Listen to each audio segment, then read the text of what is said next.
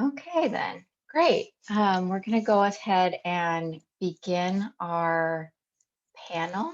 I want to welcome everyone this morning. Thank you for your patience, everyone who has been waiting for other folks to trickle in this morning.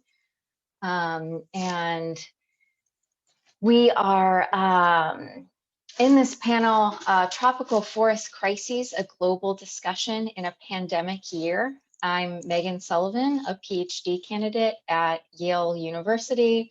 I study selective logging, and I would like to introduce to you our moderator today, Javier Mateo-Vega. Javier is the Global Director of Partnerships and Communications at the Alliance of Biodiversity International and the International Center for Tropical Agriculture. Previously, Javier served as Director of the Environmental Leadership and Training Initiative, otherwise known as ELTI, at the Yale School of Environment, holding a joint appointment at the Smithsonian Tropical Research Institute in Panama.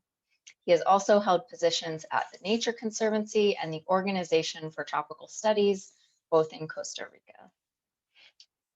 Javier is also currently a PhD candidate in biology at McGill University. His research focuses on understanding the drivers, constraints, and trade-offs for forest conservation in pluralistic landscapes shared by indigenous peoples and farmers. He works primarily in eastern Panama, including the Bayano region and the Darien Gap, areas known for their magnificent forests and rich cultural diversity. Javier has more than 20 years experience providing technical and managerial leadership in natural resource management, biodiversity conservation, sustainable agriculture, capacity development, and ecological research in developing countries. He is a member of the Board of Directors of the Emerging Wildlife Conservation Leaders Program. Thank you so much, and I would like to welcome Javier to speak now. Thank you, Megan, for that introduction. I am delighted to be back at the ISTF annual conference and want to take this opportunity to thank all of you who are joining us from all corners of the world. Before starting, I wanted just to give a special shout out to the chairs and organizing committee of the conference for all of their hard work. ISTF has a long tradition of being one of the most exciting venues for addressing key matters related to tropical forests. And running a conference during the pandemic and in full virtual mode is by no means a small feat. So thank you and congratulations. And welcome to all of you to the very first panel of the conference entitled Tropical Forest Crises, a Global Discussion in a Pandemic Year.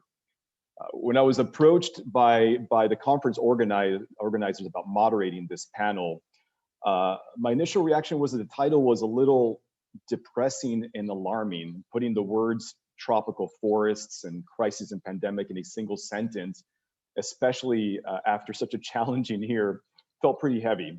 At one point, I almost considered asking them to just randomly throw in the word unicorn to counterbalance.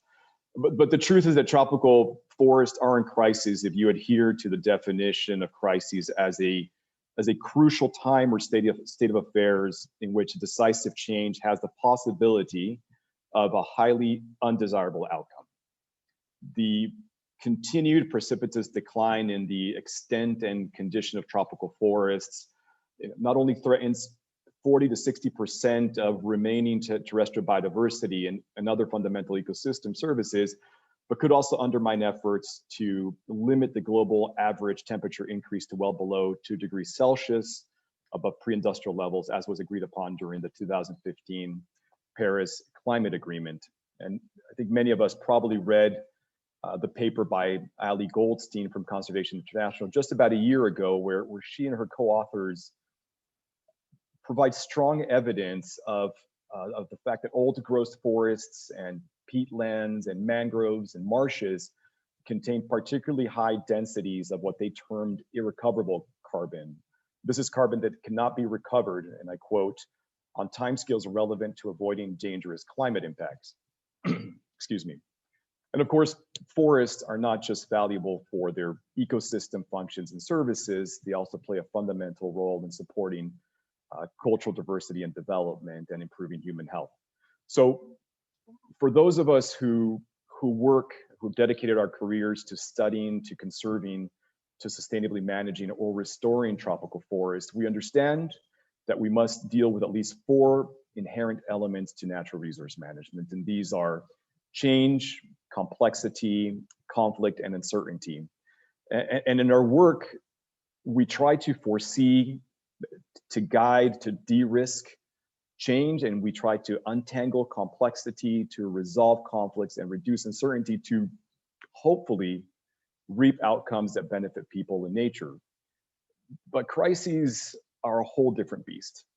Even though one could argue that crises are an acute, time-bound manifestation of abrupt change and heightened complexity, conflict, and uncertainty, their magnitude, their escalation and duration tend to be greater than what most of us are accustomed to dealing with on a regular basis. And we're often ill-prepared to deal with crises, and more so to transform them into opportunities by course correcting or even resetting the button altogether.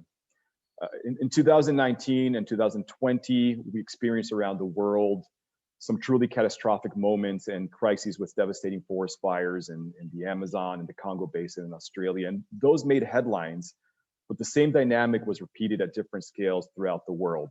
And COVID-19, of course, also exacerbated environmental and other types of crimes and human rights violations and violence, sometimes in the same place at the same time in many parts of the world. In my own neck of the woods, where I've been doing research for more than 10 years in the Darien Gap in Panama, there was, recently there was an announcement that we had lost approximately 200 hectares of old growth forest. And some might say this is nothing, but relative to the size and condition of remaining forests, which my own research at McGill and the Smithsonian has shown that these forests contain some of the highest forest carbon stocks in the near tropics. And given the fact that it's an area of high levels of endemism and really rich cultural diversity intimately tied to forests, this is not inconsequential. So we interpret these acute crises as symptoms of the chronic and intimately interconnected environmental crisis facing modern society. We're left with the question of how and where to focus our efforts and how to design solutions at a meaningful scale. So today, we have a wonderful panel of experts who will discuss the challenges facing tropical forests across the globe and their drivers and consequences. They will also offer insights into the complexity and nuance required to identify and address challenges, conceptualize solutions, and facilitate change, all in context of crisis. We will have 3 panelists, and each will be afforded approximately 20 minutes to speak. We will then have a 10, 15-minute break, depending on how time goes for us, followed by 45 minutes for you, the audience, to ask questions to the panelists. So within the Zoom platform, there is a place where you can ask questions, and also you can like those by others, which will allow us to select questions that are of greatest interest to all of you. I will ask you to please specify to whom the question is directed by preceding your question with the name of the panelist or making an express reference to the panelist in your question. And of course, you may ask a question that's directed to 2 or more of our speakers.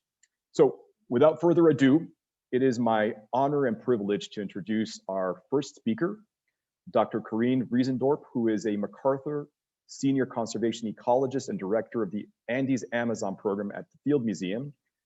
Karine is a field biologist, and she's working to advance conservation and the quality of life of local people in some of the remotest corners of the Western Amazon.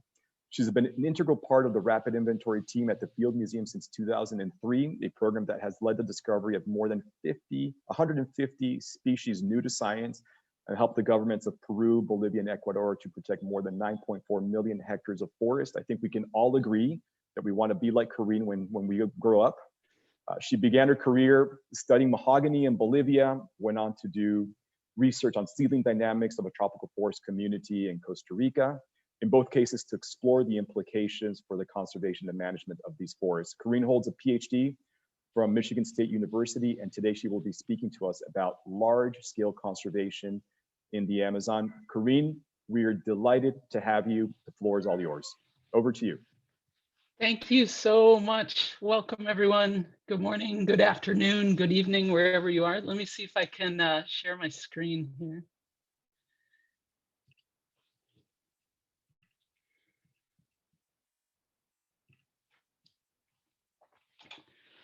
I hope that's working for everyone. I'm going to talk today about a dream. So a dream that began with 3 institutions and rapidly grew to include many more. A dream to build a conservation corridor that spans an entire watershed, the Putumayo River in the Amazon basin. And I want to talk about the crises that this dream faces right now and talk about maybe what next. Why the Putumayo River? So this map from WCS shows the 18 sub-watersheds in the Amazon basin.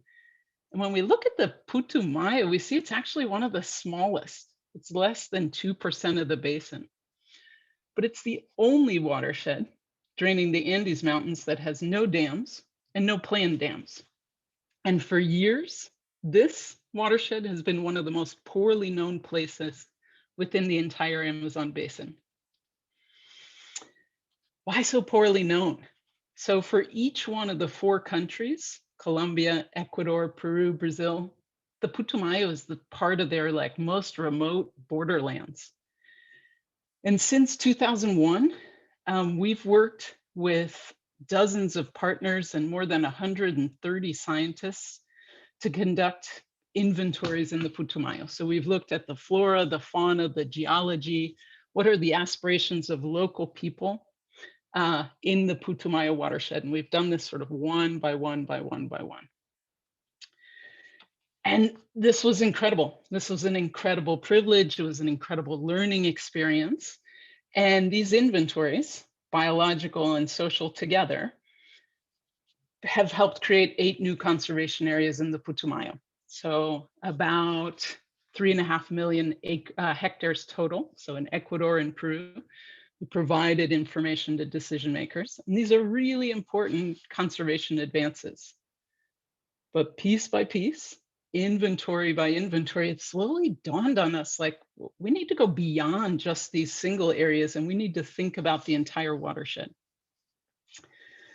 And 2 really important things happened to open our eyes, our minds, our hearts to the big picture.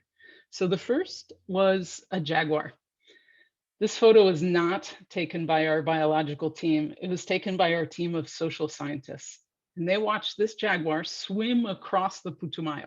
It crossed from Peru into Colombia without a passport, without any sense that this river was a barrier. And then a few weeks after they saw the jaguar, the social team set up a meeting, brought together Peruvian indigenous people with Colombian indigenous people to really think about what are the connections that exist among indigenous people on either side of the border. How can we understand the social and cultural connectivity on either side of the river? And this really energized us. And so we sat down with our closest collaborators in Peru and Colombia and looked at the entire watershed. And what we saw inspired us. So when we look at the whole Putumayo, land use in the Putumayo, there's 40% in indigenous territory. So that's the green. There's 20% in protected areas. That's that yellow. And then another 14% is being proposed as new conservation areas. That's the orange. And the purple areas are a mix of public lands, forestry concessions, petroleum blocks, other land uses.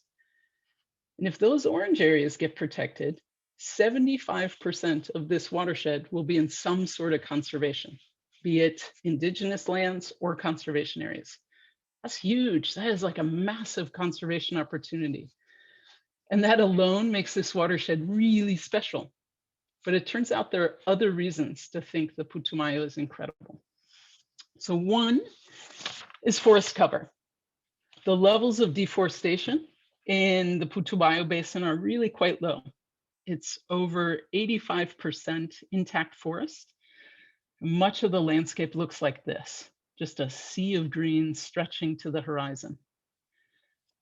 2, it's biodiversity. For frogs, mammals, birds, and trees, the groups where we have the best data, the Putumayo is one of the areas most saturated in red. So that is, it's the most diverse, those are the most diverse areas in the basin. And if we think about it, the Amazon basin is the most diverse place on the planet, this means the Putumayo is one of the most diverse corners of the most diverse place in the world. It's really incredible. 3, carbon. If we look just at above ground carbon, so the carbon found in plants, the Putumayo is in that second tier of carbon-rich areas, just below this major carbon hotspot in the Javari Valley. But the Putumayo has something extra, something special, something that many of these basins don't, and that's these Amazonian peatlands. So we've measured up to 3 meters of carbon below ground in the Peruvian Putumayo, making this an especially important place when we think about climate change. So we know the Putumayo is covered in forest. We know it has substantial carbon above ground, below ground, and we know it's terrifically diverse. What else do we know? There are more than 15 different indigenous groups in the basin. They're incredible. They're resilient. These are people who 100 years ago survived the horrors of the rubber boom. They continue to make a living based on their cultural beliefs and traditions, but there are tens of thousands of people missing here. The estimates for the Putumayo are that more than 50,000 indigenous people were killed during the rubber boom. Anything we do in this landscape has to make sense to these people, be aligned with their vision for the future and their well-being. So given all this, given the conservation value, given the cultural value of this landscape, our big question was, how do we go from this vision on a map to a reality on the ground? How do we go to a vision, a reality where the bulk of the Putumayo is protected and we ensure the well-being of local people? And how do we get everyone in the same canoe? And that's what I've spent, that's what we've spent the last 4 years doing. And it's been the most rewarding work that I've ever done. And so to get everyone rowing towards a common goal, we brought together government agencies, NGOs, indigenous people from Peru and Colombia to see where are the opportunities to work together to build this dream. And we didn't start with just government or just NGOs or just indigenous people. We brought them all together from the very beginning. And it was clear that this would be hard. It would be higher risk. It would be more expensive, but it had the potential to have a much greater reward.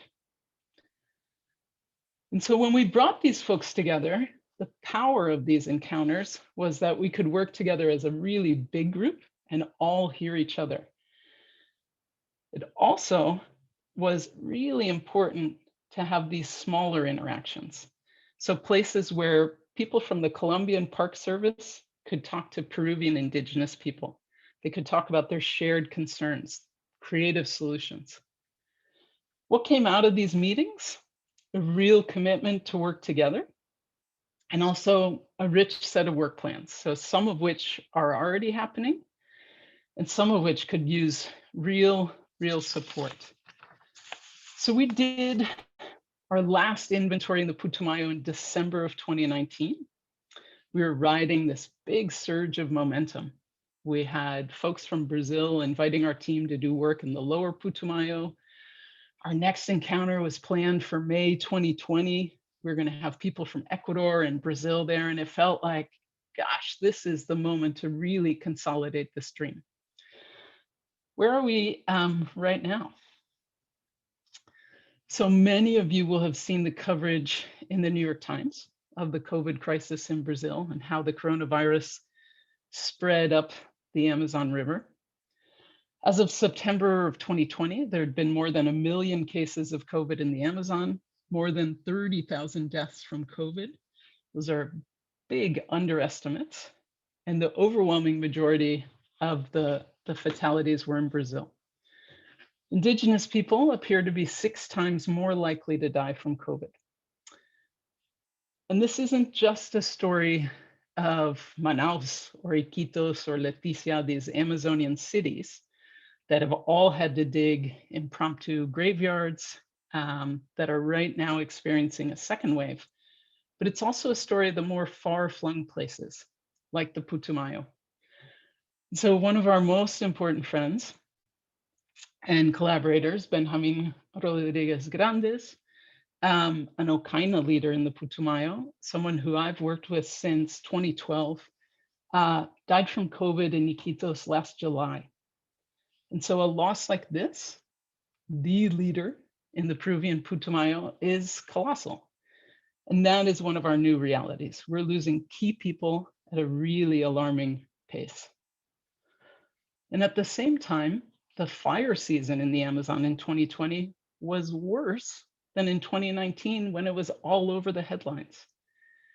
This is from last September. You can see that the major fires, those are the ones shown in orange, are in the Brazilian Pantanal, the savannas that they call cerrados in Brazil. But you can also see that the fires reported on a single day, those are all the ones in red, encircle the entire basin.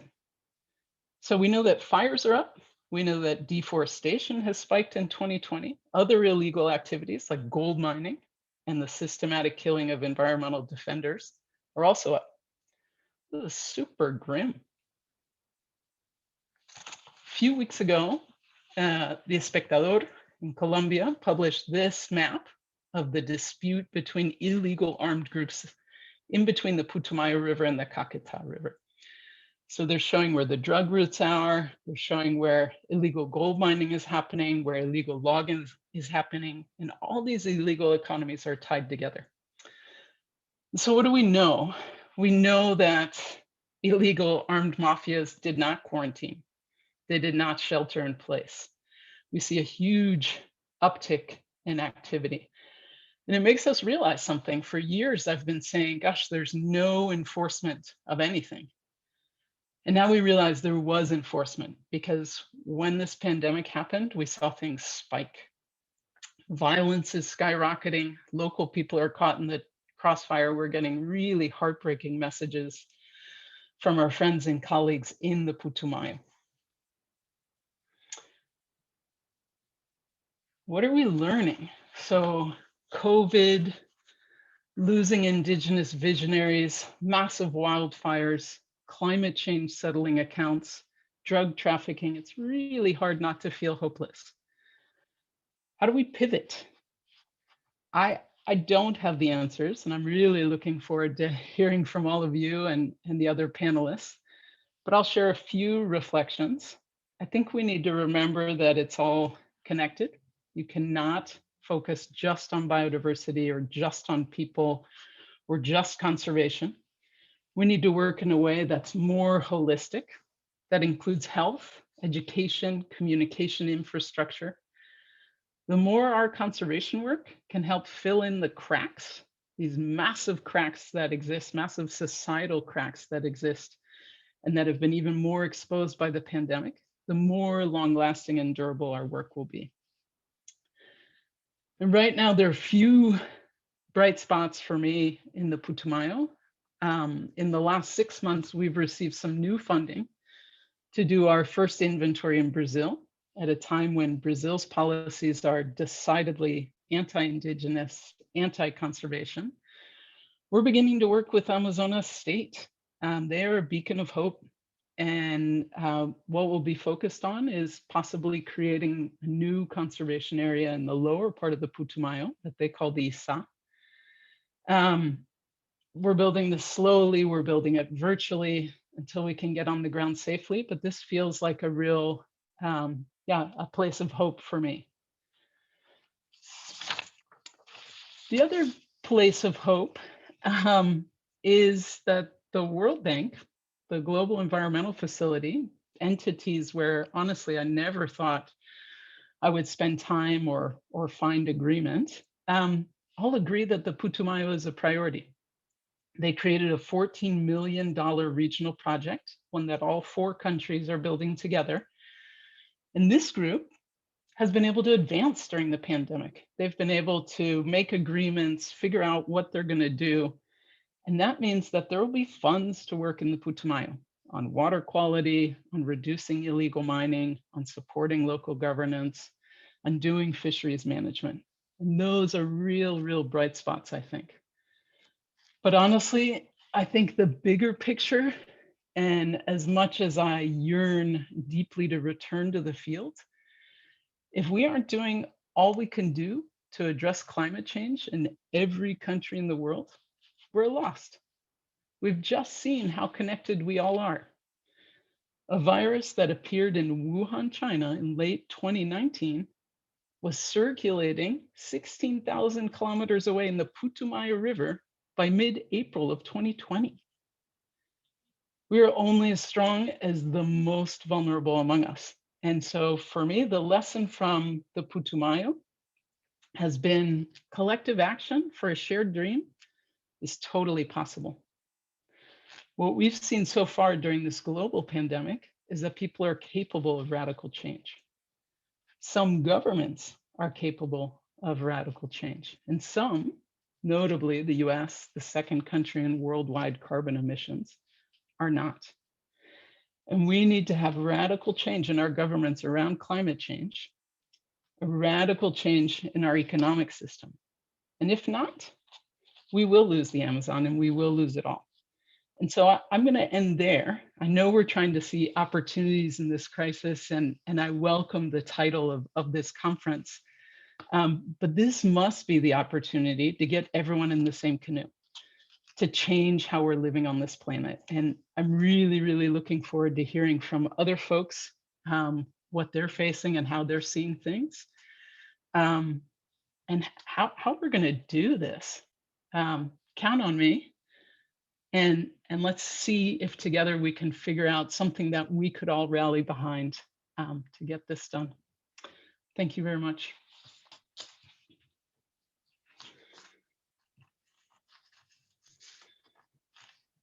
Thank you so much, Karine, for that eye-opening and sobering presentation. It's always incredible to hear from somebody who's spent so much time on the ground. Can you hear me, by the way? Just let me check that. Great, fantastic. So thanks again, Karine, for that presentation. In the interest of time, we're going to move on to our next speaker, who is Dr. David Gantz, the Executive Director of the Center for People and Forests, RECOFTC, and a member of the steering committee of the Forest Dialogue hosted at Yale, at the Yale School of Environment. David has over 20 years of experience in natural resource management, including several years working in Asia on large-scale natural resource management and biomass energy projects. Before joining RECOFTC, David served as Chief of Party on Severe Mekong, which is a joint initiative between USAID and NASA aimed at developing geospatial data to respond to the environmental and disaster needs of the region. Prior to Severe Mekong, David was Chief of Party on USAID's Lowering Emissions in Asia's Forest program, the USAID LEAF program. And he's also held positions at several international organizations, including the Nature Conservancy, FAO, IUCN, and WWF in China and Southeast Asia. David holds a PhD from the University of California, Berkeley. And today he'll be speaking to us about tropical forestry, challenges, opportunities for improving lives and landscapes. David, over to you. Thank you, Javier. Hopefully you can see my screen. I changed the title not to focus on crises as much as I'm going to talk about challenges and opportunities, but I do want to echo Karine on three things. This is more than just a crisis of COVID-19. Climate change is the most imminent crises. We've been facing it for decades now. We are ultimately realizing we're in this cold snap right now in large parts of the world, that we need to pull our head out of the sands and do something about climate change. But there's a third crisis that I'm also going to talk about today, which is poverty. And the World Bank's come out with a report that post-COVID, whenever we come out of it, will indeed have a large percentage of civil society dip into poverty. And I think this is a real social challenge for all of us as the rich get richer and the poor get poorer. and I will certainly talk to this in the next 15-20 minutes. I also want to thank ISTF for this opportunity on behalf of RECOF. Again, the C in our name is silent. I know it's hard. Everyone wants to call it RECOFTC. It is a regional community forestry training center in Southeast Asia and South Asia. It's been around for 3 decades, and we try to always educate people on our name. I know it's very hard. The last time I was at Yale for the ISTF conference, I attended the Innovation Award where some colleagues from the Salaween Peace Park in Myanmar were receiving, or at least nominated and received one of the awards. I forget which one, but it also shows us, how fragile democracy is and governance is in these days. So we have a lot of challenges ahead of us, but I see those challenges effectively turning to opportunities. At RECOF, we believe in a future where people live equitably and sustainably in and besides healthy, resilient forests. We can build resilient communities. We can build resilient forests. And ultimately, it's up to all of us to really take action. And it's not just the action of climate change action, but consumer decisions that we make on a daily basis. There are 450 million people depending on the forests of the Asia-Pacific region. So the red dots here are where we have actual focal country offices, but we're trying to address all of the needs for this larger region and the 450 million people that depend on these forests for their livelihoods. And we will see even more people depending on these forest ecosystems for their livelihoods as I mentioned, poverty starts to kick in. There's also been, in addition to the shock of COVID-19, a lot of migration. That kind of migration in certain countries has really seen community forests in particular serving as a safety net, where people are returning to rural livelihoods, they are returning to their communities, they're moving from urban centers like Bangkok, where I live, back to their local communities and relying very heavily on natural resources for their livelihoods. Some of them effectively are saving money and living, I would consider, a more sustainable lifestyle than what they were doing in the urban setting. Because I have the floor, I can't stop the opportunity to talk about community forestry as an opportunity. And community forestry is a broad term for approaches that empower people to manage, protect, and benefit from local forests. And there are different definitions in different parts of the world. Here in Southeast Asia, it's called village forestry. In Laos, it's called community-based forestry by many people like FAO. It's called participatory natural resource management, and certainly community forestry, social forestry in the ASEAN context. These different definitions all come down to the same kind of thing, is local empowerment to make decisions over natural resources, whether that's under customary law or under formal law. And this is an important context to give you today. As for community forestry goals, it's quite simple. It's about maintaining healthy forests. Like I said before, the livelihoods at stake are massive for this region.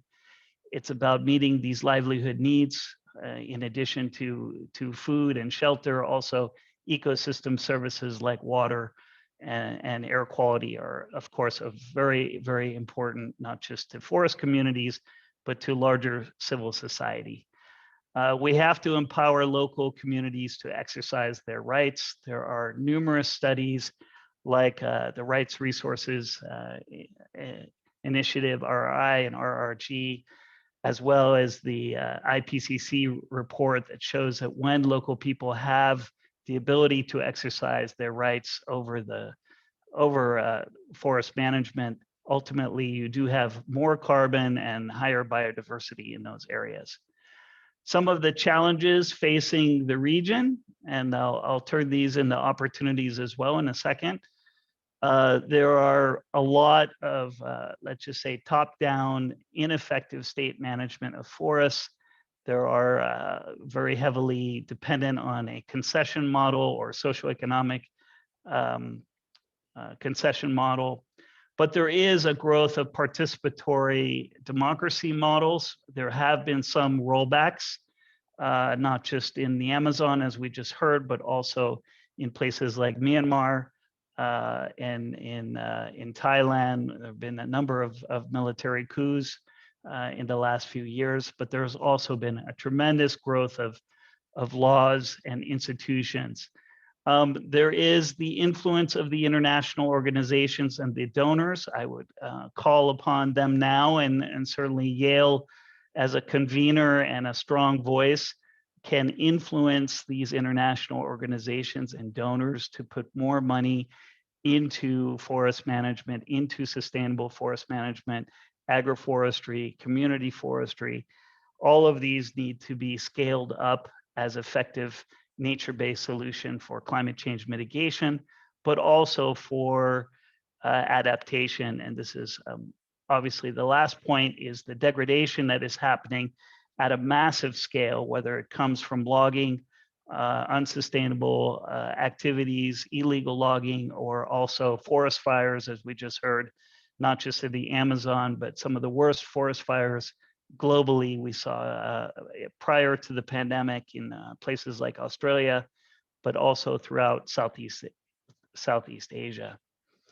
So these are the major challenges, not just to community forestry, but to tropical forestry as a whole. And I wanted to just take a few minutes to walk through how those challenges can manifest themselves into opportunities. The availability of natural resources. These are degraded forests. There's a huge opportunity right now under the Bond Challenge to focus on forest landscape restoration. It will need an increased effort in terms of financial resources. Financial institutions like the World Bank, the Asia Development Bank, the Chinese Development Bank have to put resources into landscape restoration. And I'm sure Dennis will be speaking to this in a few minutes. I already mentioned the weak recognition of tenure rights. Here in Southeast Asia, we have 6 new laws that are really moving forward, recognizing the importance of local land rights and resource tenure rights. These are not in perpetuity, but they typically are 30 or 50-year certificates, but we are seeing huge opportunities to grow the social forestry movement in Southeast Asia and South Asia. Social exclusion, typically natural resource management has been a very male-dominated majority rule kind of a system. We're seeing a lot more opportunities with civil society through things like FLEGT and RED+, where women, youth, indigenous groups, marginalized peoples are being included in legal processes, but also in some of the land tenure distributions and benefit sharing mechanisms. This means we have an opportunity now for meaningful participation in not just how these laws are formulated, but in the implementation of these laws. So these are tremendous opportunities right now.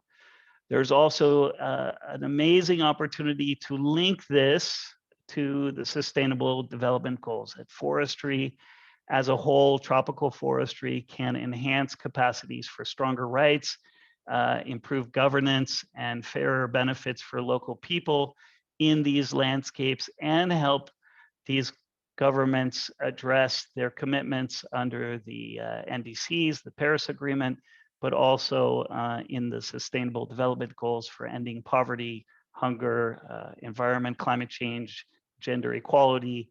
This is our entry point. It's not just a community forestry entry point, it's an agroforestry entry point, it's a tropical forestry entry point. So this is a very important moment in in our time working on natural resource management. I was asked to walk through a few landscapes, and we're calling these focal landscapes. In total, we have about 16 throughout South and Southeast Asia. I'm just going to walk you through a few of them, and depending on time, we'll see how many I can actually get through. First is Prey Lang. We started working in Prey Lang in 2006. This is in Cambodia. By 2030, we anticipate that there will be 90,000 people that come out of poverty with the work that we're doing on 264,000 hectares of land on securing land rights. We're also piloting some credit schemes, some revolving funds here in this part of Cambodia with support from USAID, from the Swiss government, and now from the Swedish government. In South Sulawesi, we're working with coffee cooperatives on climate smart coffee. And by 2030, we anticipate 296,000 people can be lifted out of poverty, working on 2.1 million hectares. And of that, 65,000 women will be involved in these cooperatives and ultimately included in the forest management committees involved in these cooperatives. So it's a very positive sign for South Sulawesi. This is Nampui in Lao PDR, and it's a smaller landscape for us. It's 20,000 hectares of forest. We're working on good forest governance in collaboration with other NGOs and also the US Forest Service. And we're also working on smallholder teak plantations here. We're anticipating about 5,000 people coming out of poverty and 400 women-owned enterprises as a result of these interventions. This is called the DTL landscape, the Dona Tessarim landscape. It's between Myanmar and Thailand.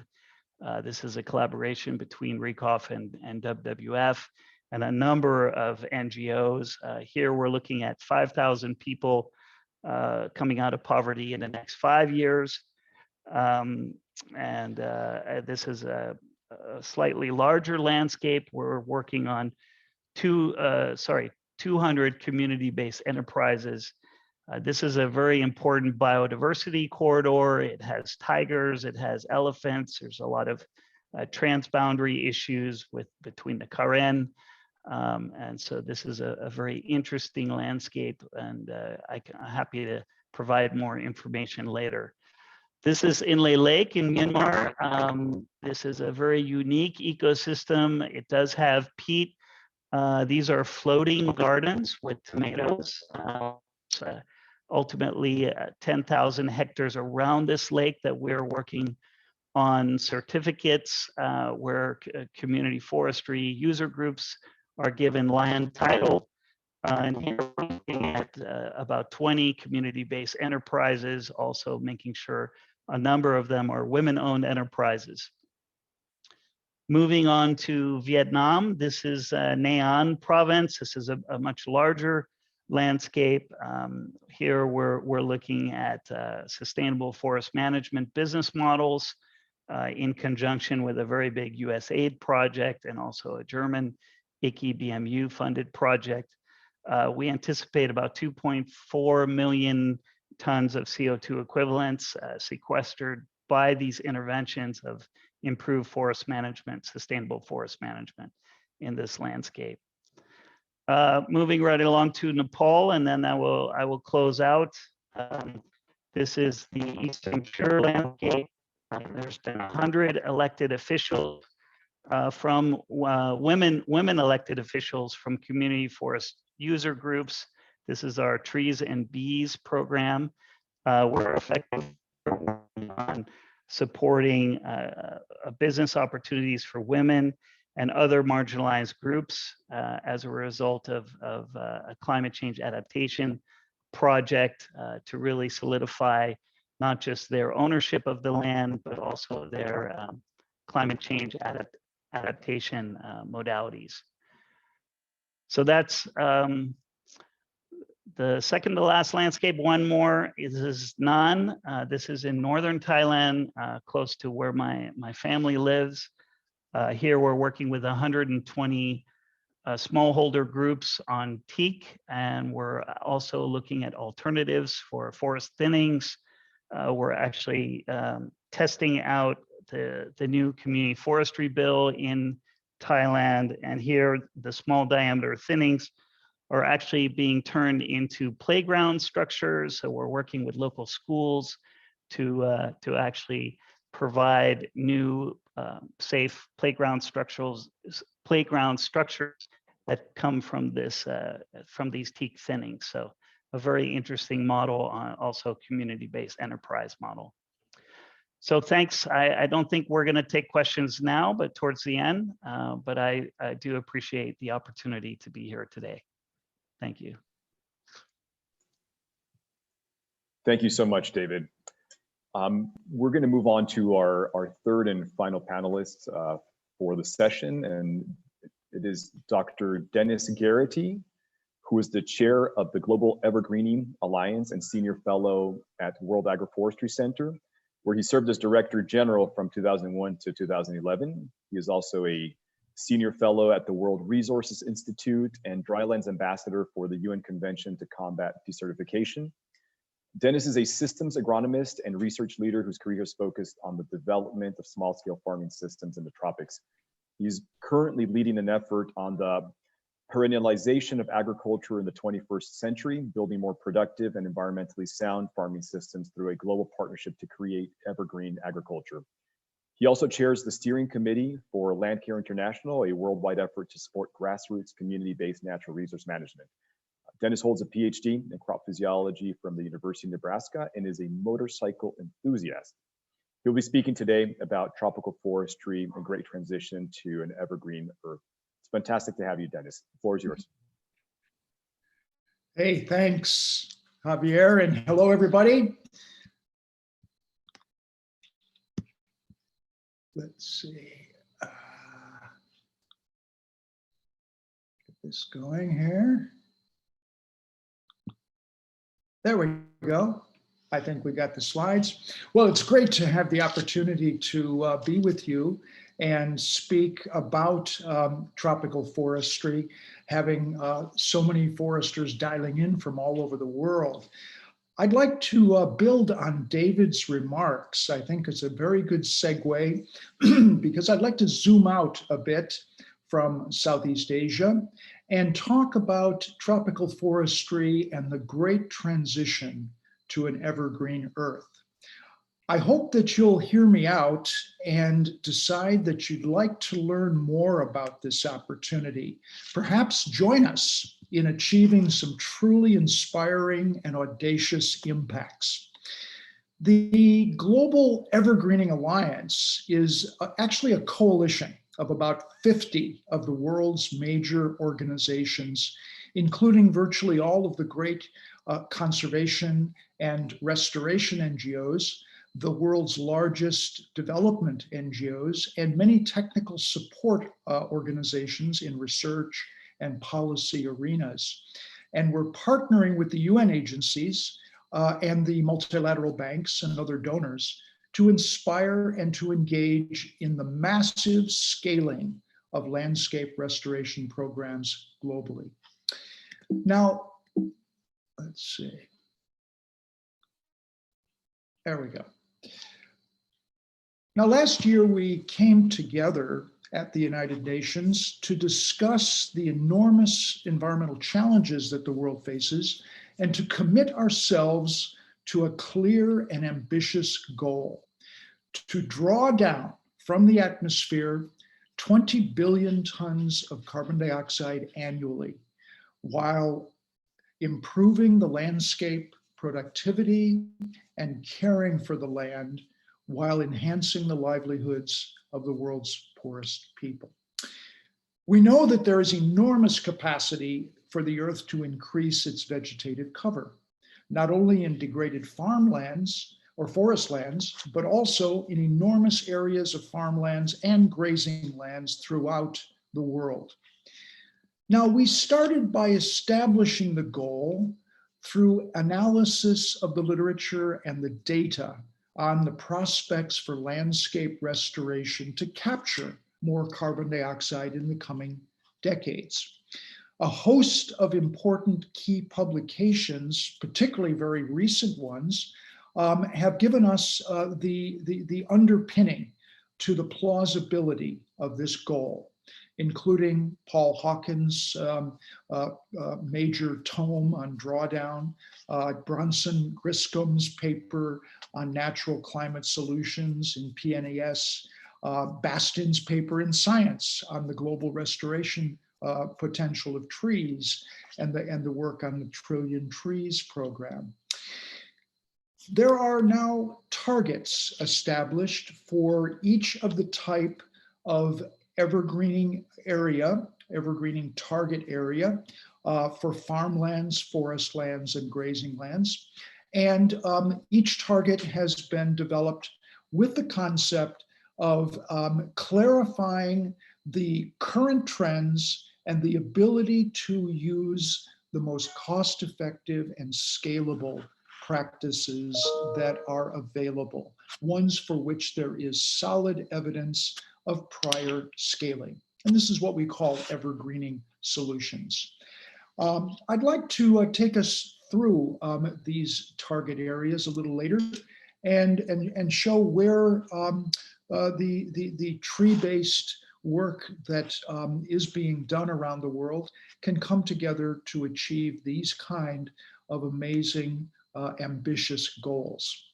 But let me first take a look with you at what the overall effect will be of the drawdown goal that I've just mentioned. Now, over on the left side of your screen, you see the current carbon dioxide emissions globally, which are now actually approaching 40 billion tons of CO2.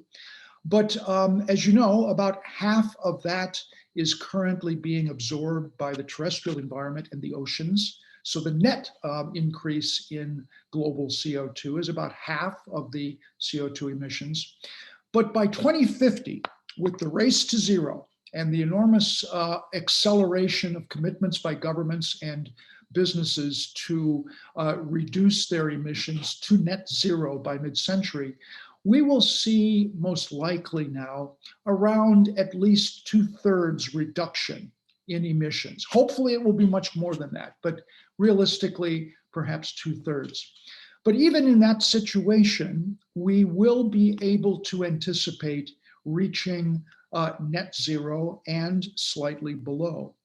Now, what we in the land use sector can do, in fact, must do, in order to enable us to pull down CO2 to actually achieve anywhere near the 1.5 degrees goal for global warming, is to apply ourselves to these targets of farmland, forest land, and grazing land restoration.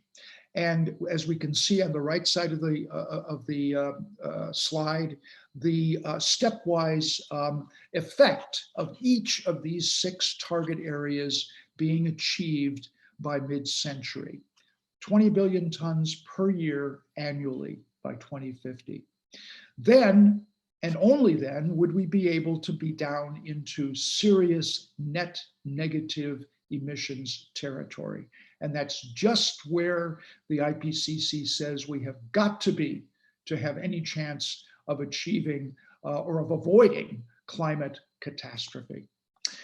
As I mentioned, there's about 50 organizations now as active members of the Global Evergreening Alliance, plus many other partners in the international sphere who are working with us. And we are seeing, as you have probably noticed, a tremendous groundswell of commitments to restoration that have come up during the last year, epitomized by the Decade for Ecosystems Restoration and the 1 Trillion Trees initiative that the World Economic Forum has been championing. These are creating some serious momentum for a major united effort on restoration.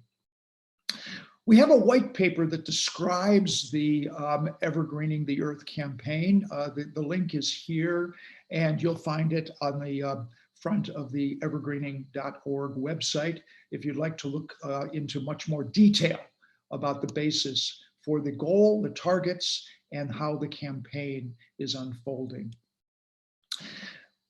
There are a number of elements of success that we've identified and that we're really focusing on in the development of this global coalition.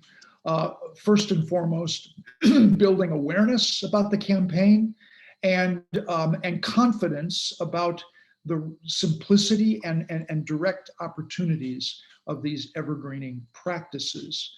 And then, of course, action.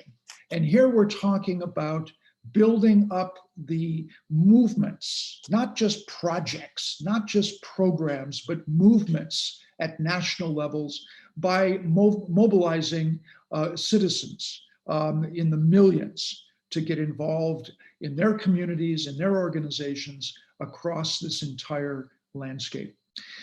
And of course, number three, setting targets.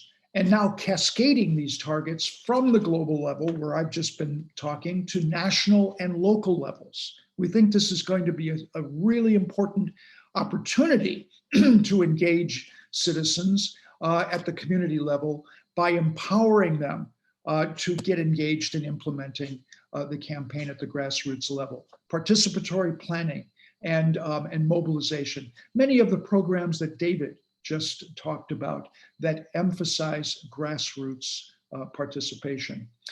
Building capacity within organizations and then tracking the impact. And our global restoration monitor is now up and running to actually monitor impact in each of the programs that are evolving as members of the coalition.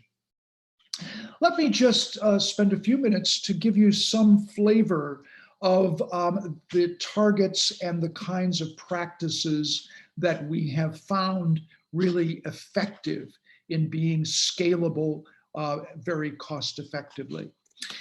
I believe that foresters should not simply be in the forest, that tree cover and tree restoration processes are important and relevant to all land uses. And they should be, foresters should be very concerned about the opportunities that we're seeing for tree cover increases in agriculture as well as in forests themselves. And because we now know from our decadal analysis globally that tree cover on farmlands is actually increasing quite rapidly around the world. One of our targets is tripling the rate at which carbon accumulates on degraded farmlands by increasing tree cover through agroforestry. And that is on the 1.4 billion hectares of arable croplands where we can see a move towards the perennialization of farming systems. A classic example of that is the parkland renaissance that we've observed in Niger, the poorest country of in the world, but yet where several million farm families on their own volition have mobilized to regenerate naturally the trees that come up in their farmlands, to protect them, to increase crop yields and provide fodder for livestock during the growing season. This is the leguminous tree Acacia albida, which is very, very well renowned in the drylands of Africa because it has a negative phenology, a reverse phenology. It leaves out in the dry season and it's dormant in the wet season, so it does not compete with crops. And so over 21 million hectares in the Sahelian zone, the Great Green Wall area, we now observe farmers practicing what you see here, which is the regeneration of tree cover in their farmlands for environmental and productivity benefits. Over in Southeast Asia, where David has been talking, we also have recorded that there has been a major increase in farmland carbon accumulation through increased tree cover in agricultural lands. So even in a region like Southeast Asia, farmlands are increasing tree cover, even though, as we know, there are still many forest areas under serious threat. Secondly, we look to increasing soil carbon through conservation and regenerative farming practices, and we want to see this go up to 500 million hectares over the next 30 years, accumulating soil carbon as well as landscape carbon by incorporating trees into these regenerative systems. And here's an example, which is being developed in Africa. Leguminous trees cropped with maize and other annual crops to provide yield enhancing benefits while increasing the soil carbon, the health of the soil, and protecting crops from drought stress. Now here's the big one, evergreening the degraded forest lands. And what we have estimated is that it is feasible to restore tree cover on an additional 575 million hectares of degraded forest lands to capture additional billions of tons of carbon per year. And this is only a fraction, in fact, a fairly small fraction of the 1.7 billion hectares of forest land that is in fact degraded and where trees could be reestablished. This is an area where I think the forestry profession has an enormous opportunity, and where we find that although there is so much emphasis on plantation forests as a solution to the bond challenge, the real opportunity is being proven in countries around the world of using assisted natural regeneration to be able to cover provide tree cover on massive areas of degraded land. And Ethiopia has been one country that has really picked up on this and has thousands of locations like what you see here, where the communities are cooperating with each other to allow these highly degraded watersheds to recreate a tree vegetative cover with benefits of increased availability of timber and wood for fuel and for livestock fodder from leguminous trees, et cetera, et cetera. This is a really sterling example to the world. Assisted natural regeneration is a practice, of course, that foresters have been aware of for decades. But as we have commonly observed, it's terribly ignored by the forestry professions as a natural process for regenerating landscapes. And we believe that this has got to change. And one of the reasons why we're establishing an EverGreening Academy is to build around the training and capacity building of mid-career foresters, of extensionists, to understand how communities can take charge, as David was showing, by regenerating their degraded areas that are treeless or mostly treeless into healthy natural regeneration. This is an example of what has been done in Bohol in the Philippines, which is a real flagship example of natural regeneration. Lastly, I would say that we intend to really grab the tremendous areas, 3.6 billion hectares of grazing land in the world, and regenerate a healthier grass-tree balance on degraded pasture lands.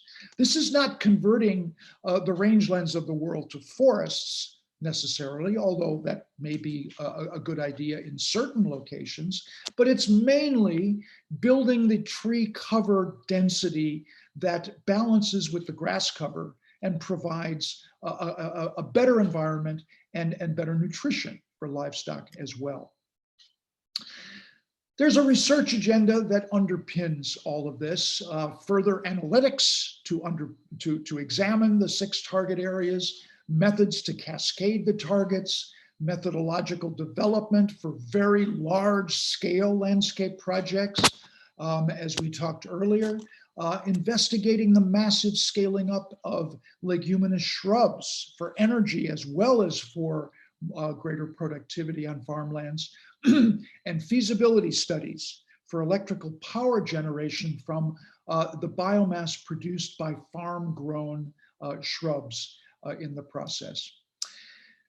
While this is going on, we're also in the process of launching regional restore programs, large-scale programs in Africa, Australia, South Asia, East Asia, Latin America, etc.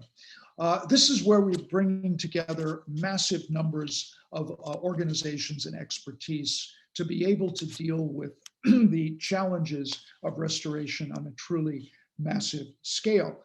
And fortunately, the donor community and the private sector are getting seriously engaged and interested in making commitments of financial resources for these kinds of programs. And so for the first time, we can begin to see the tipping point of investment shifting large scale into restoration.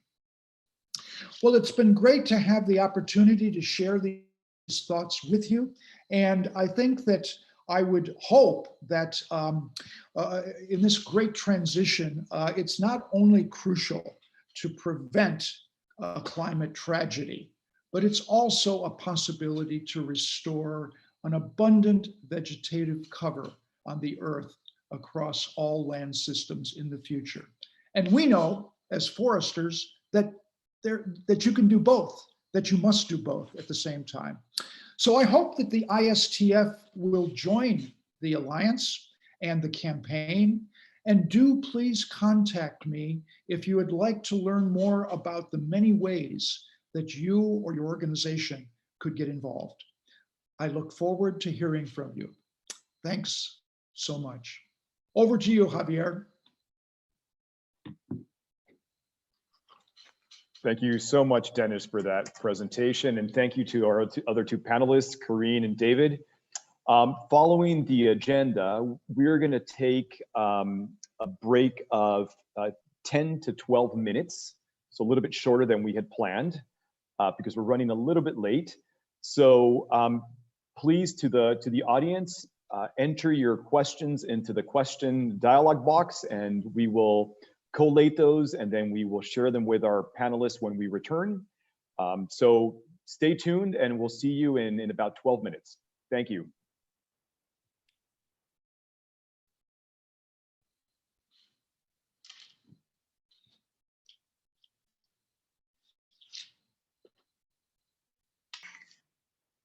Just want to say that we're going to begin with our discussion Q&A section shortly.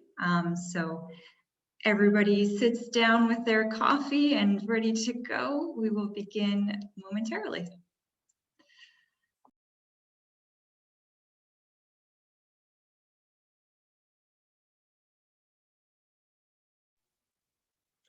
Welcome back to everybody. For those of you who are just joining us right now, in case you missed it, we have had a panel of 3 fantastic speakers, starting with Dr. Karine Reasondorp from the Field Museum, and she gave us a presentation entitled Large-Scale Conservation in the Amazon Basin, Science, Diplomacy, Crises, and Opportunities. Following, we had a presentation from Dr. David Gantz, the Executive Director of RECOFT. I stand corrected in mispronouncing RECOFT. David, I apologize for that. I'm one of those who like to add the TC at the end. Will never happen again.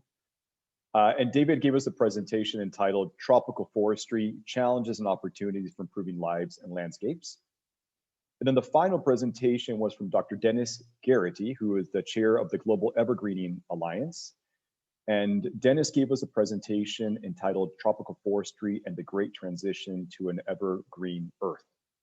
So we've been asking people to enter their questions into the question and answer dialog box, and we've been collating those into a single list.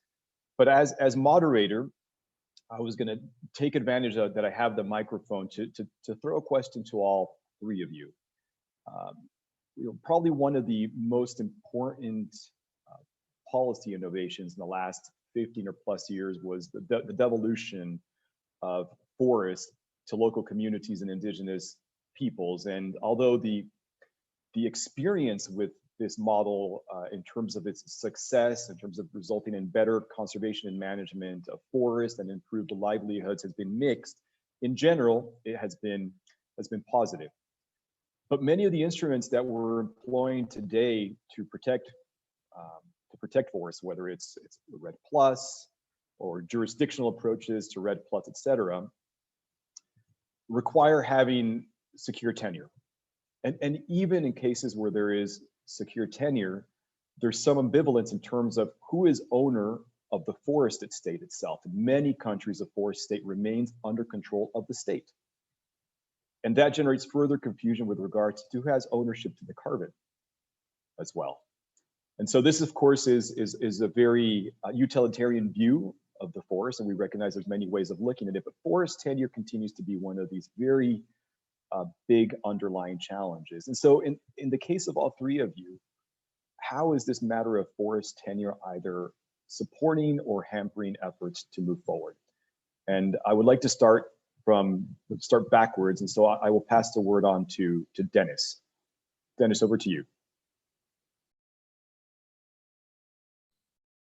Okay, Javier, I thought you were going to leave me off the hook because Karine works so much on the forest areas and David in the community forest areas. So I'm going to make my comments brief because I know they're much more experienced in this area. But my general impression from our work in the Alliance is that communities basically in general are much more effective in managing their forests because of their own self-interest in having healthy forests and their attendant livelihood opportunities. And so it's now well established that community forests under indigenous communities in particular are the best protected forests in the world, in the tropics. And so it's quite clear overall on a global basis that expanding the control of indigenous peoples to their forest areas and reducing the bureaucratic and oftentimes perverse actions of government through giving forest control back to communities is definitely the way to go, and the way that UN RED should be supporting forests. Over to you, Javier. Thank you, Dennis, for that answer.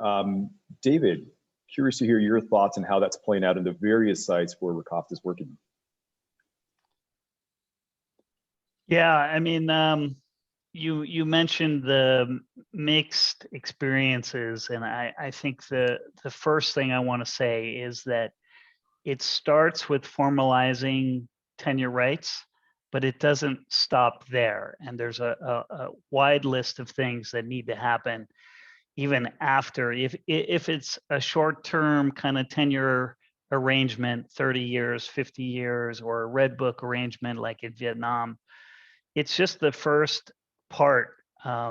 Ultimately, there's a long list of things that we have to help these local institutions with, in addition to formalizing those tenure rights. I talked a lot about restoring forest landscapes. A lot of the lands handed over to local communities are degraded. So we have to start by giving them the tools and the skills, whether it's assisted natural regeneration or other tools for restoring those forest landscapes. Secondly, we have to help them in transforming conflict into collaboration. So we heard from Karine how important the collaboration has been, bringing in government, private sector, and these local communities together. Third, I would say the forest governance systems. And there are different kinds of systems. You mentioned the devolution of forest management down to district level, Bupati level. It's many different examples throughout the world.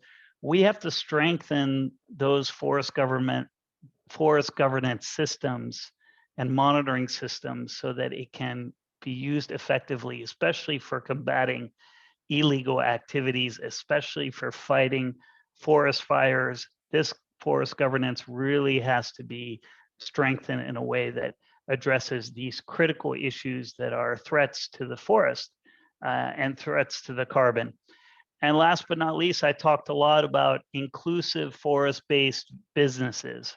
For women, for marginalized groups, we have to go beyond just helping them develop business plans, but we have to actually help them with the financing, the financial instruments. This means de-risking the investment into the forest sector, but also securing supply chains that are climate smart, but also increasingly recognizing the rights of smallholders and their contributions into those supply chains. Thanks. Thank you, David. Karine, anything you would like to add to that? Sure. Way to ask a really massive question. I appreciated the answers from both panelists. I would really agree with Dennis that it's been shown that areas managed by Indigenous people are the most well-managed, best protected places on the planet.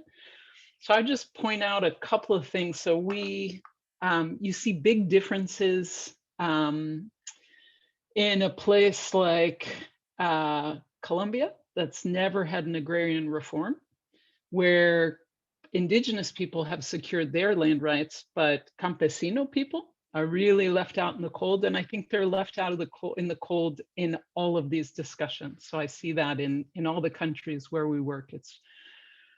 They're the ones who, get the littlest support, littlest recognition, and are very connected to the places where they live. I also find that land tenure, as David was saying, is step one. And then I think what we're seeing as well is that you have to make legally working on community forestry easier than illegally doing timber extraction or mining or any of the coca fields. So I would say those are the two things that stick out to me that I would love to point out and I want people to think about, is that let's not just think about Indigenous people when we're thinking about community forestry and community managed lands. The first thing is obvious, land tenure is critical. And then that last thing is we have to make legal ways of doing community forestry easy, promoted, easier than illegal. Great, thank you. I think an element that Dennis mentioned during his presentation, and I think it's probably often taken as a given, is the importance of collective participatory land use planning, as you also mentioned, Karine, in your presentation, as a fundamental step. In my own experiences working with Embera, Wonan, and Kuna communities in Eastern Panama, they spend so much time fighting for tenure that they find themselves with very little time to think about what to do with that land once they've actually formalized their tenure systems. And what we've observed from our own research is some form of an awakening to that reality, and sort of feeling caught last minute in terms of doing that planning in a way that is systematic and rigorous and that will have a lasting impact on their lands. So this is a really important element as well to consider. Karine, you wanna jump in there? Yeah, I just want to jump in. I mean, I should have mentioned this earlier, but another part of the work that our team has been doing has been working with communities to create quality of life plans where they set their priorities and say, these are the things that are important to us. Sort of independent of groups coming in and saying, hey, we want to work with you on honeybees or on managing your oxbow lakes or whatever it is. They say, these are our priorities. And I feel like when that happens, and that's the basis of how they're saying, yeah, if we want to get into a carbon project, we know where that cash would go. I think there are lots of issues when you have direct cash payments to communities around carbon or around other things where if they don't have a plan sort of laid out of these are how, as a community, we would like to, spend that cash, I think those community life plans can be a huge advantage as they think about managing cash, just make their priorities communities. So I just wanted to add. Thanks so much, Karine. Thanks for adding that. So I'm going to look at the list of questions that we are getting. And there's a question for you, Karine. And it is, how do the interests of different stakeholders affect and factor into the dream of the Putumayo corridor? This comes from the audience. Over to you.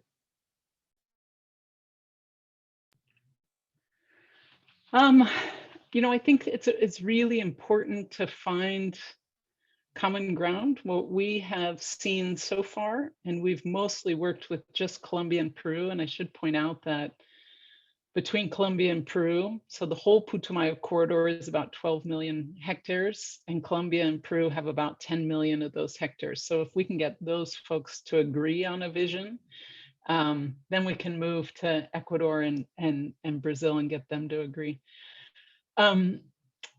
I find that all of conservation is sort of aligning from the ground up. Like if you think something makes sense on the ground, you have to get agreement at regional, national, and sometimes international levels. And understanding sort of where to focus and say, what is our common ground, I think has been really important. One of the things that we did in one of these big binational events was write sort of a love letter to the Putumayo. Say, what are the things that we all agree on? And that was written in a way that indigenous people and NGOs and governments could all agree, yes, this is something that we all believe in. And now they're all using it in their own ways. So if people say, gosh, it's really important for us to look at our indigenous lands and figure out what our environmental plans are, our social plans are, our cultural plans moving forward, they use the context of the Putumayo corridor to say, this is why this is important. And so I feel like we're talking at least to the folks who we think will agree. I think the illegal interests, these illegal mafias, I'm super overwhelmed trying to figure out how we would address that. They're big, they're really powerful. They are international, so we know that the drugs and the money and the gold coming out of the Putumayo in Peru and Colombia passes through Brazil, comes up through Guyana, goes to Europe. Thinking about how we address those problems is really, that's the hardest part for me in terms of getting all the interests to align. And local people are quite clear in saying, we need an alternative to this. The pressure to plant coca or to be involved in gold mining, to be involved in illegal logging is high. And so how do we do something that's different than that? And that's where, that's where the first comment of making sure that doing things legally is easier than being illegal and more favorable than being illegal, I think is really critical.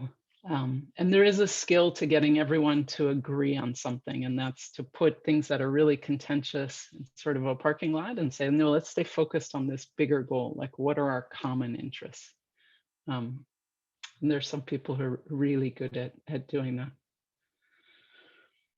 Great, thank you, Karine. In the interest of time, I'm going to move on for a question directed to David. David, you mentioned that ineffective state management is a challenge in Southeast Asia. Can you comment on the underlying reasons for ineffective management? Is it a lack of funding, training, or monitoring? How does community forestry serve to better address these challenges? Over to you. Okay, yeah. I don't want to imply that all government is ineffective, but there are definitely some parts of the region that I would say are taking some steps backwards. Myanmar being the obvious one. That you take 10 years of real significant progress on advancing community forestry in Myanmar, and then massive rollbacks in the last 2 weeks, just because the democratic process is just being undermined. And the same thing in various parts of the region, Cambodia, even here in Thailand. But you know, there's significant progress as well. It's just a matter of getting, as Karine says, you know, when it becomes legal, community forestry also has to prove itself and scale appropriately, because it is still very small in terms of hectares. And if we are going to effectively turn this into a climate change mitigation intervention and nature-based solution, then it does have to be scalable. And a part of that is effectively improving the forest governance and working collectively with these government agencies.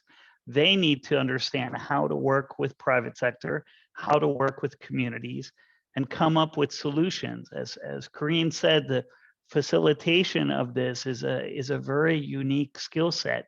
It's what the Forest Dialogue, you know, through its processes is teaching people. How do you bring these different stakeholders together to do land use planning? Because it can't just be a community forest here, the agricultural lands here, the agroforestry lands here. It all has to be integrated into one comprehensive integrated land use plan. And that takes a lot of skills on the government's part. So when I say, you know, ineffective government agencies, they need to be taught those soft skills. They might be fantastic foresters, they know everything you could possibly want about silviculture, ANR, even restoration techniques. But when it comes to dealing with people and collaboration and negotiating appropriate deals, I use the word turning conflict into collaboration. Those are the soft skills that hopefully Yale will be teaching the next generation to go out into the world and solve these issues for all of us. Thank you. Thanks so much, David. Well noted, and I'm sure the faculty are listening in and taking notes about this. Dennis, we have a question for you. So it says, some of the biggest hurdles for broader application of assisted natural regeneration is restoration programs comes from lack of recognition and support from government, including appropriate policies. What can we do to push governments to make the needed policy reforms to energize assisted natural regeneration? Boy, Javier, that's a nutty question. And it's really at the basis of the very slow uptake of assisted natural regeneration. Because, you know, quite frankly, throughout the world, not only in Asia, but everywhere, government forestry departments have tended to evolve from the standpoint of protecting forests or planting plantations. Those have been the two major focus of forest departments forever and ever. And when you come along with participatory programs and you try to reorient forestry departments toward them, there are all sorts of structural barriers to doing that. I mean, for one thing, of course, it's not a particularly lucrative thing for foresters to get involved in participatory approaches with communities. And so they tend to go to the more lucrative side of plantations and working with, you know, forestry companies, et cetera, large scale. The slog of working with communities is something you have to have deep in your heart in order to be able to withstand the attractions of working in other areas. So you have structural problems. You have the fact that it is challenging work, satisfying work, but it requires a skill set that David mentioned is unique and has never been a very actively pursued skill set in forestry departments. We're, you know, at the global level, we're struggling with how to reorient forestry departments towards a true community orientation, which would change everything in terms of management of indigenous forests, community forests, village forests, etc. But I'm afraid that the record is pretty clear in most everywhere around the world that this has got a long way to go. And as you mentioned, we've got to start with education.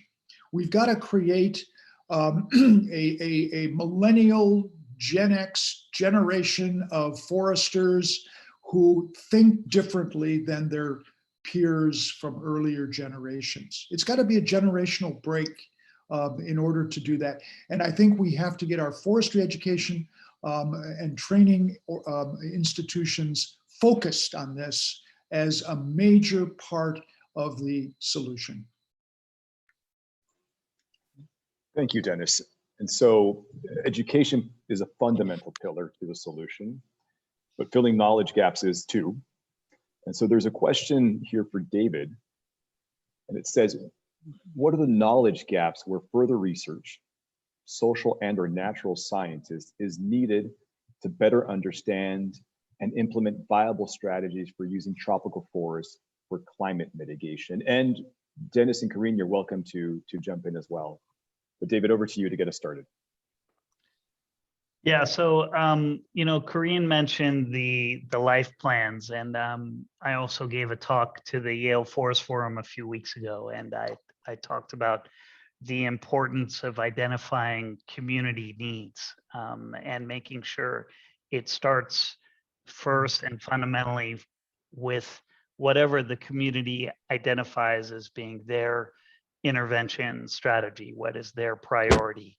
And that to me goes to the benefit sharing side of what, when we study REDD+ or we study any of these kind of legal or international mechanisms, the issues of financing, the issues of how to do effective benefit sharing, it has been studied ad nauseum. I mean, the Forest Dialogue did a whole series on it.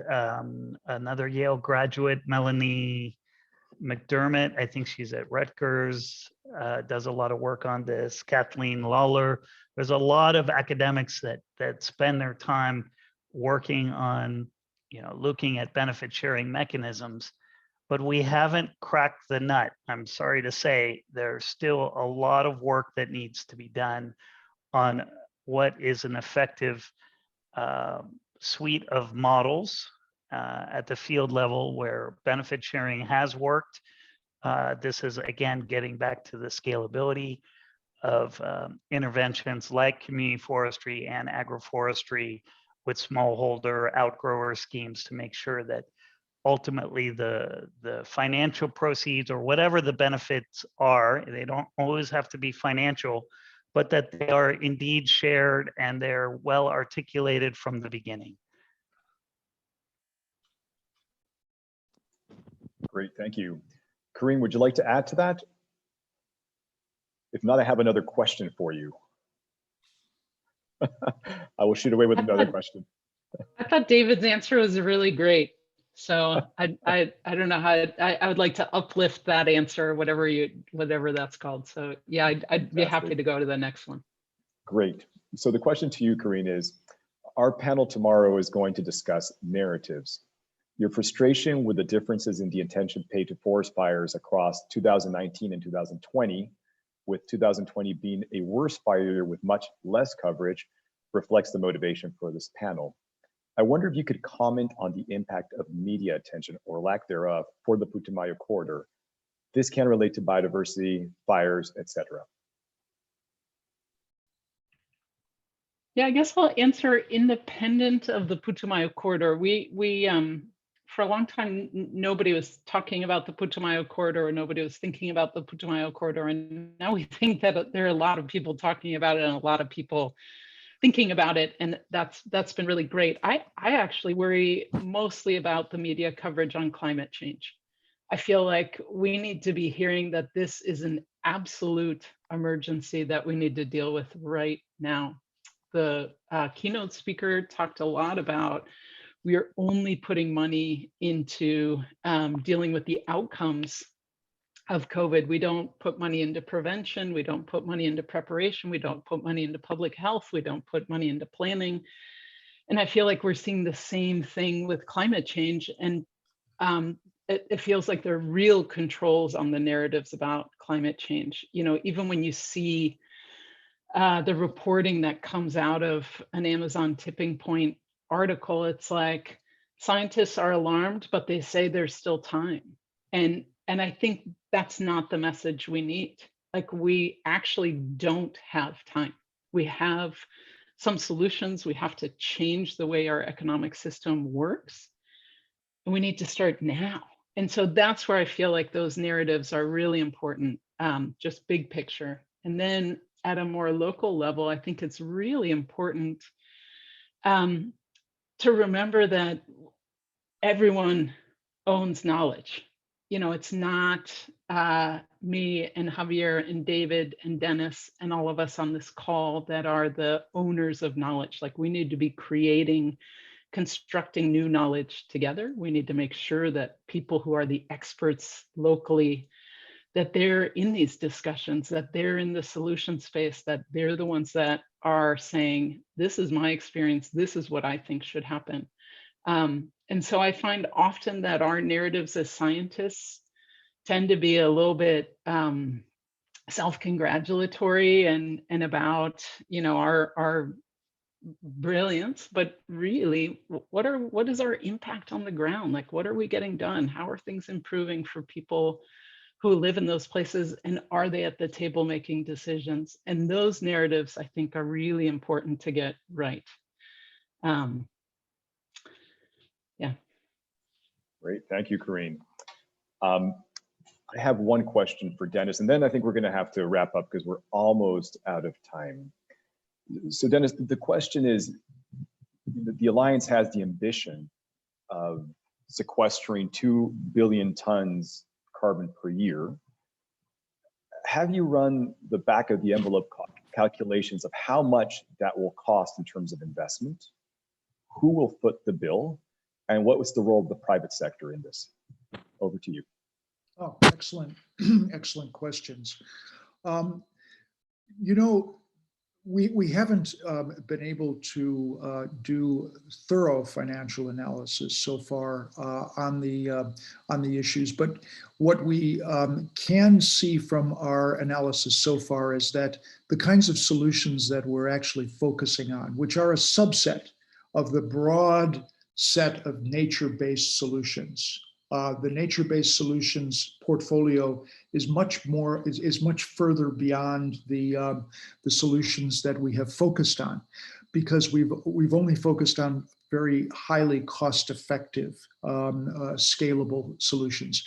And so when we do compare the solutions that we're focusing on, we find that the cost per hectare for restoration of farmlands and forest lands and grazing lands with these is a small fraction of the investment required for much more intensive types of restoration. And so that's why we're actually focusing on these particular, you know, for example, with farmer managed natural regeneration of farmlands, the large scale successes that have occurred in Africa over millions of hectares have been on the order of around $20 to $40 of investment per hectare. And that's not investment in any capital application to the land or the planting of trees. That's the capacity building for extensionists and farmer leaders and champions to spread the word and the skills from farmer to farmer and village to village. Whereas, you know, your typical forestry department solution in these countries is a plantation, which is generally on the range of 500 to thousands of dollars per hectare. The success rate of the plantations compared to the farmer managed natural regeneration is dismal. very low survival rates, very poor management, because of course the state usually is in charge rather than individuals. And so when you look at these targets one by one and you examine the current ways in which most efforts are being financed and run versus the ways in which we see success happening, we see an enormous advantage to the low-cost scalable solutions. And so that's the perspective we've been taking so far in finance. And when we talk about, for example, the World Bank just finished an investment program of $1.2 billion in the Sahelian countries on the Great Green Wall. And the evaluation showed that the impact of that investment was extremely disappointing. And yet, alongside of that, you had this enormous flush of local level adoption of farmer-managed natural regeneration over millions of hectares for a tiny, tiny fraction of the cost. So when it comes to finance, it's clear that the ways in which we ought to be financing are not the ways in which these projects are being financed. And that's what's got to turn 180 degrees in the future. Thank you, Dennis, so much. So we've got 3 minutes left, and I would like to ask each one of our panelists to just share with us 1, 2 takeaway messages for those who are just rolling in, who rolled in late. So let's start with you, David, and then we'll go to Karine and wrap up with Dennis. David, we're all ears. Okay, yeah, I guess I'll start with reiterating what I said about land tenure. You know, we push very hard as an institution, and many of the organizations that are on, you know, on this webinar are struggling to how, you know, to get formal tenure rights recognized through legal mechanisms. But I want to emphasize again, once that land tenure title is handed over to communities, we still owe them a lot of support to get them over whatever hump it may be, to do the life plans with them, to help them with business plans, to help them access financing, to give them the toolkit on forest landscape restoration, whatever it may be. Let them decide how they want to manage it. But ultimately, you know, many of them will struggle for decades to get that title. And once they do get it, the struggle is not over. We need to continue to support them. And that goes for the larger international community. And I do want to echo Karine. This is no longer a tipping point. We are in the crisis right now. There's 3 of them convoluted together: COVID-19, climate change, and poverty. The gap between the rich and the poor is getting wider and wider. So we have to address all 3 of these at the same time. Thanks. Thank you, David. Karine, over to you. Yeah, I just loved what David just said. I thought that was a super synthesis. So if you for sure hang on to that.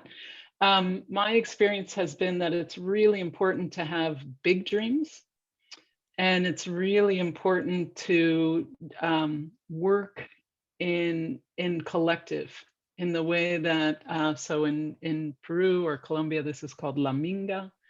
Collective work. If somebody's going to build a house or create a community garden, everyone from the community comes and does it together. And I think that's what it's going to take to address the 3 related problems that that David pointed out. Yeah, so I would close with that. Let's make sure that we're involved in our own communities, that we're creating community, that we're working in a way that isn't related to a monetary economy, but is really focused on how are we doing good things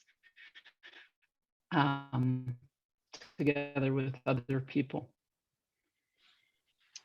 Thank you, Karine. Over to you, Dennis. I know we're out of time, so I'm going to be really short, Javier. My word to the foresters of the world, particularly the tropical foresters, is it's time for a revolution in how forestry is done in the tropics. And we've talked about some of the key and often perverse ways in which forestry is misapplied. And I feel that so much of the success that I have seen in my career in forestry has been done in spite of foresters, in spite of forestry departments, working around the perversity of forestry. And it's time that the young foresters do not accept this situation any longer, and that they do revolt and create a new forestry, a new quest for solving the big problems by really getting realistic and working with people who are on the ground and trying to build their livelihoods around forestry. It's time for some impatience and stopping being so willing to go along with the history of forestry that has been, as I say, so perverse in so many countries, and can be changed. But the young people in forestry have got to reach out and say, enough is enough. We're going to change the system of forestry and thereby create that great transition that I talked about, which can occur only with their leadership. Thank you, Dennis. We are out of time, but we're hearing that post-tenure continued collective support is fundamental. Having big dreams and working in a communal fashion is very important, and having that radical transformation of how forestry is done worldwide is critical. With that, we're going to wrap. I'm going to pass over the microphone to Megan, but before that, I wanted to give a very, very, very special thanks to our panelists. It has been wonderful having you here and listening to your wisdom and insights. I'm sure we've all grown a lot because of it. And so now I'm going to hand off to Megan. Thank you so much. And congratulations once again to the organizing committee of the conference. Over to you, Megan. Yes, thank you everyone for joining us for our panel. I just wanted to highlight a few links that I plugged in the chat down below. So we have a lunch performance for everyone. It's a musical gamelan performance. And so you can find that at the link that I posted in the chat. And then if you're interested in attending any of the wonderful breakout sessions that we have this afternoon, there's also a link in the chat. There are, I think, 5 different panels, so there's something for everyone. Be sure to check out the descriptions, and I hope you had a great morning. Looking forward to seeing you this afternoon. Thank you so much.